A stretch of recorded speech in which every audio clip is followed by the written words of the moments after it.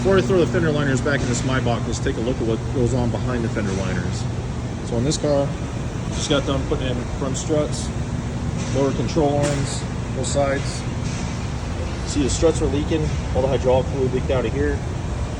In the front control arms, this rear bushing's hydraulic, and all the fluid leaked out, you can see it.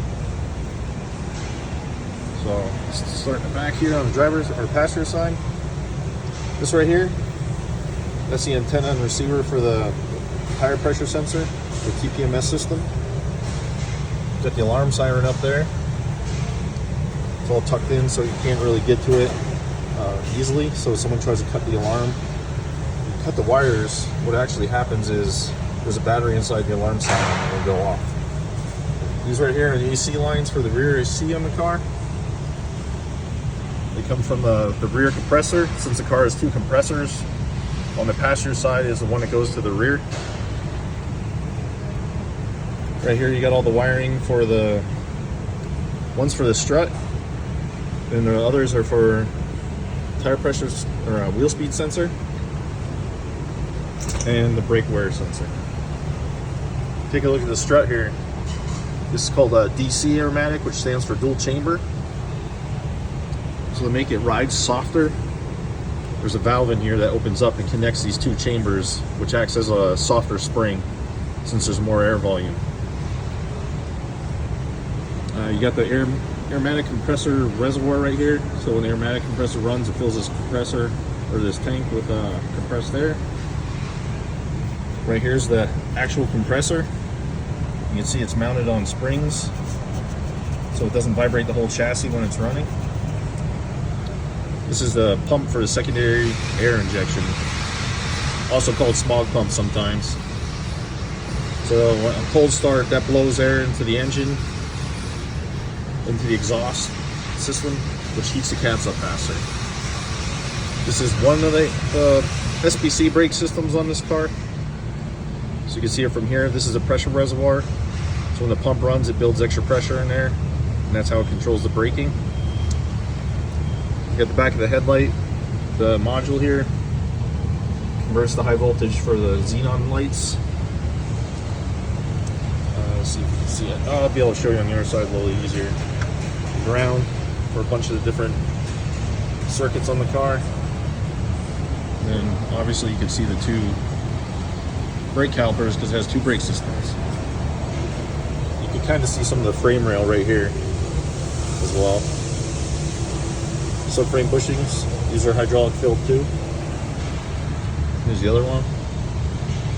And let's go check out the passenger's or driver's side.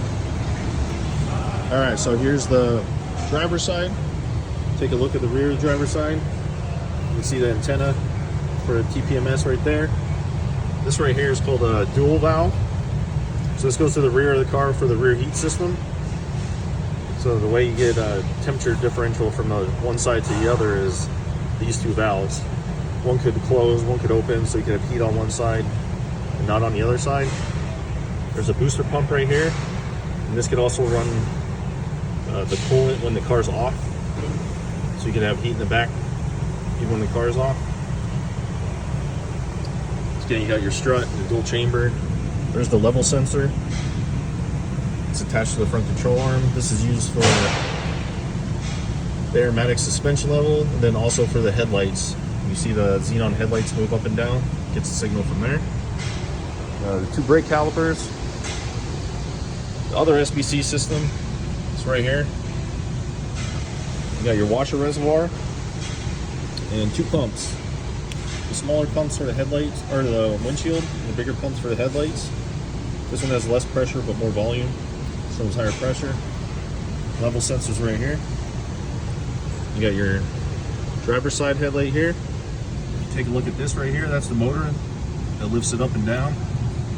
Just the height of the headlight beam when you're driving, keep it down so it doesn't blind people. That's the big thing when you see people put aftermarket xenon or LED lights in halogen bulbs locations. Since it doesn't have the level control, that's how it blinds everyone. And also this wire right here is for the speed sensitive power steering. It opens a valve on the steering box. make the car steering harder at higher speeds and softer at lower speeds. Same thing here, wheel speed sensor. One goes to the strut, control the chamber and the dampening, and then one goes to the brake wear light or brake wear sensor. So that's everything in these wheel wells.